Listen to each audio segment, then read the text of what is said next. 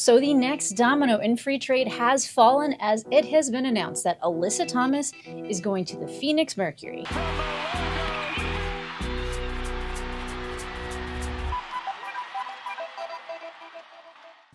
So this news is not shocking to me. I have been hearing rumblings about this for at least a month now. But what I heard was that Alyssa Thomas and DeWanna Bonner were going to go to the Mercury.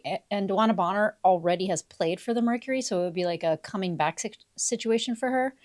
But I am not surprised. And as Annie Constable notes here, in Unrivaled, Alyssa Thomas had been mentioning the facilities and how important it was to have this access to the players. And if you aren't aware, Connecticut has I don't know that they're the worst, but they have been called out as having some pretty terrible facility conditions. It's not that the conditions are bad, but the Connecticut Sun is owned by the Mohegan Sun Tribe, and the Mohegan Sun Tribe provides the rec center for the entire tribe as the practice facility for the Connecticut Sun.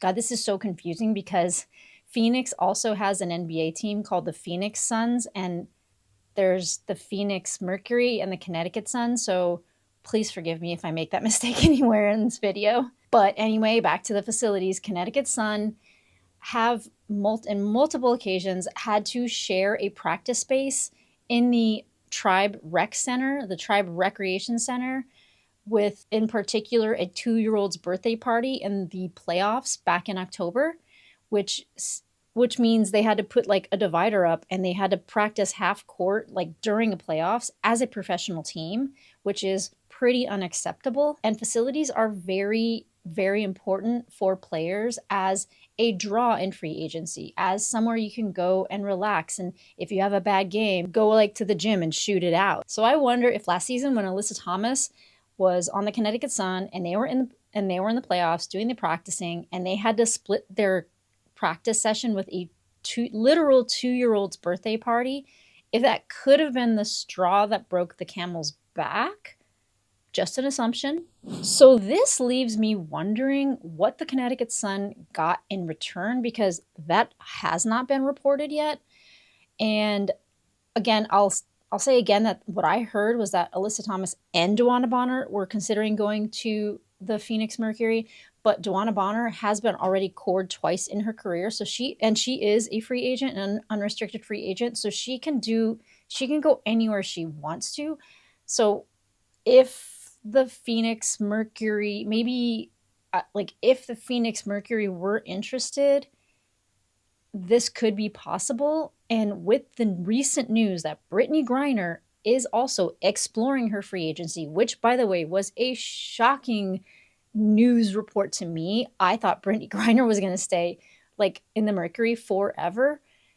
But it also kind of makes me think if the decision of Britney Griner not being on the Mercury next season was completely hers, because she has unfollowed the organization. Like Britney Griner unfollowed the Phoenix Mercury. So maybe Britney Griner is being used as a trade asset? I don't know. So the Phoenix Mercury do have the 7th pick in this next 2025 draft. And say that DeWanna Bonner is a part of this trade proposition. I wonder if that is enough for the Phoenix Mercury to offer the Sun for these two players.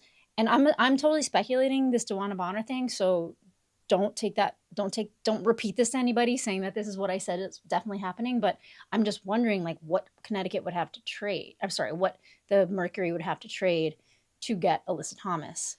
So hypothetically speaking, that they could trade BG and a number 7 trade, or just maybe a straight swap of Britney Griner.